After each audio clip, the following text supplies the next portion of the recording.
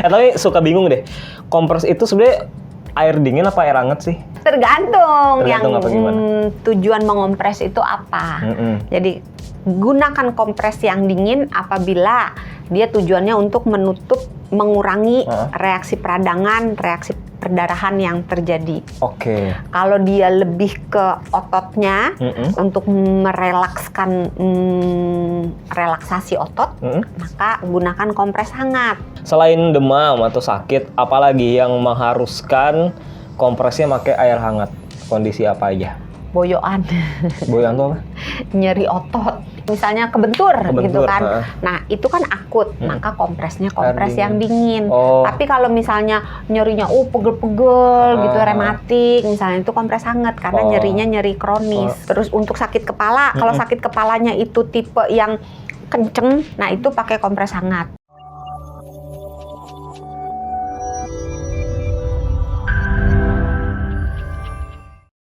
Selamat datang di program Kamu Sehat bersama Sony Wicaksono juga Dr. Santi. Kenalin diri sendiri aja. Capek saya. Health Management Spesialis Corporate HR Kompas Gramedia. Ulang dong yang bener, nggak semangat banget ah.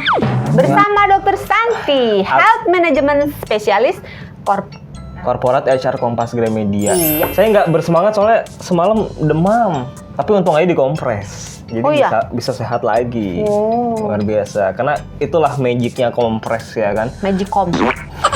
Buat nasi dong, nanak nasi. Tapi suka bingung deh. Kompres itu sebenarnya air dingin apa air hangat sih? Tergantung. Kalau mau Dokter Santi tergantung melulu. Bayangin Dokter Santi tergantung nih namanya nih. Tergantung yang apa gimana? Tujuan mengompres itu apa.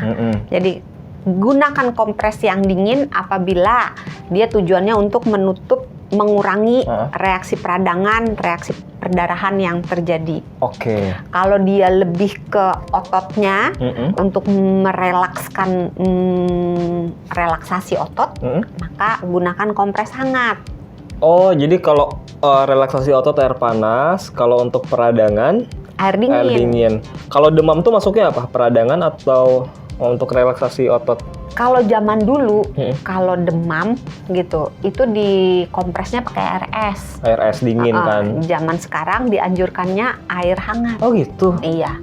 Dan kalau zaman dulu ngompres kan cuma di dahi doang ya. Iya, sampai sekarang sih kalau kita nonton di film-film kan, kalau kompres kasih dahinya, kasih handuk gitu. Sebenarnya nggak cukup, dia harus di area leher sama ketiak sama lipat paha. Karena kalau kita pegang pas demam panasnya juga di leher juga ya kan? Iya, panasnya satu badan, tetapi kenapa di area leher, ketiak dan lipat paha? Karena di area-area tersebut ada pembuluh-pembuluh darah besar yang lewat. Nah, dengan kita mengademkan si pembuluh darah itu, maka panasnya akan lebih cepat turun. Gitu. Oh, jadi air hangat dan di dahi, area, terus juga leher, and then ketiak sama satu lagi lipat paha.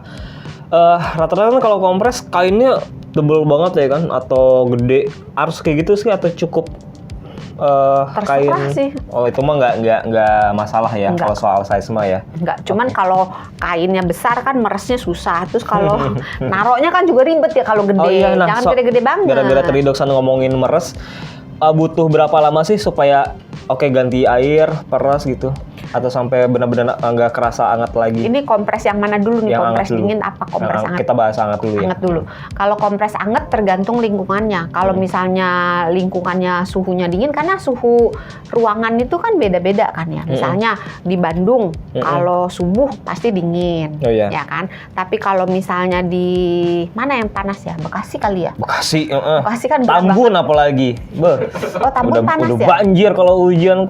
Bukan panas yang gerah gitu loh. Panas ya Tambun, paling panas. Kalau di daerah Tambun gitu, otomatis yang di daerah yang suhunya dingin itu akan lebih cepat kalau kompres hangat diganti. Selain demam atau sakit, apalagi yang mengharuskan kompresnya pakai air hangat? Kondisi apa aja? Boyoan.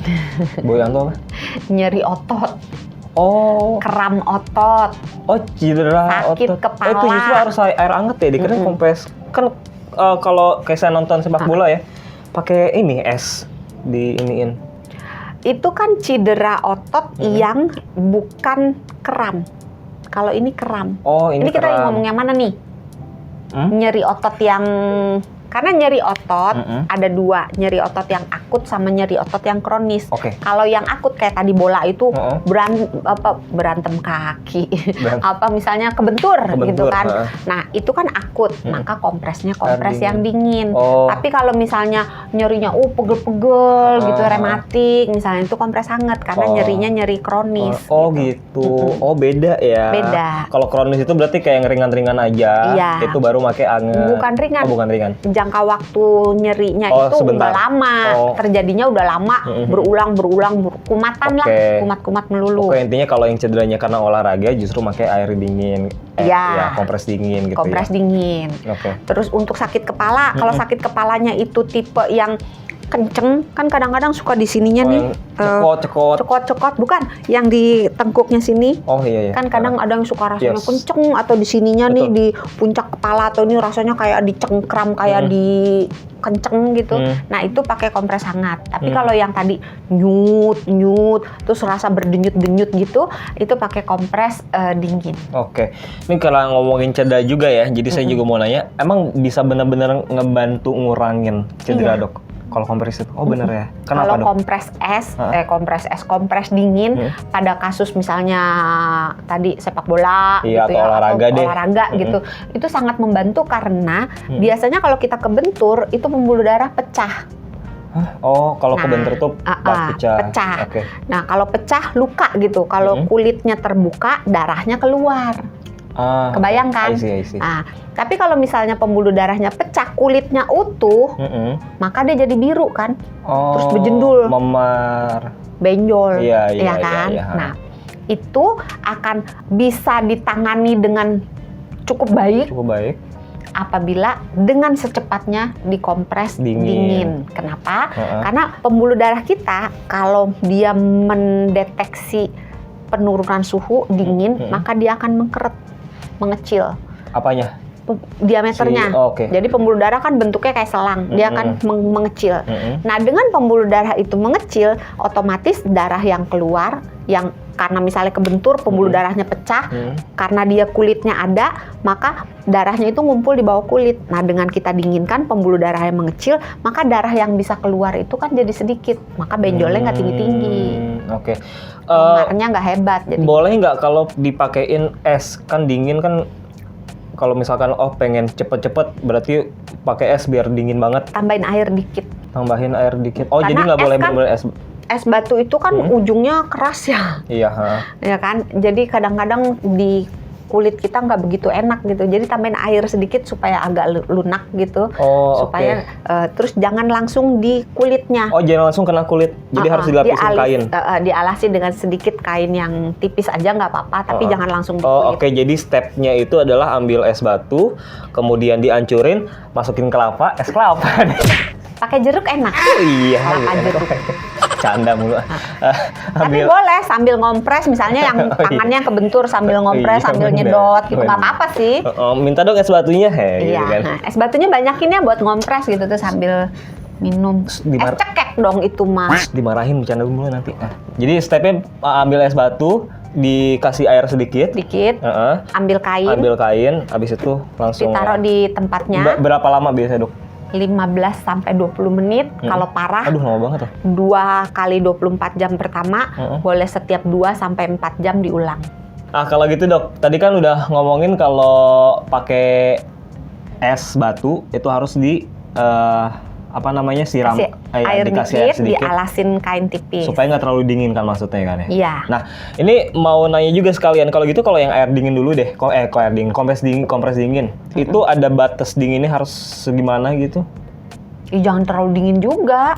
Kompres sendiri juga tidak menyembuhkan penyakitnya. Gitu. Mengurangi gejalanya. Lantas kalau yang menyembuhkan? Ya tergantung penyakitnya apa. Lama deh kalau gitu kalau dibahas ya. Iya. Ya kalau misalnya kok dia demam dikompres, itu hanya menurunkan suhu, membantu tubuh menurunkan suhunya supaya demamnya itu lebih enak. Tapi kalau demamnya karena infeksi bakteri, ya tentu harus dikasih antibiotik.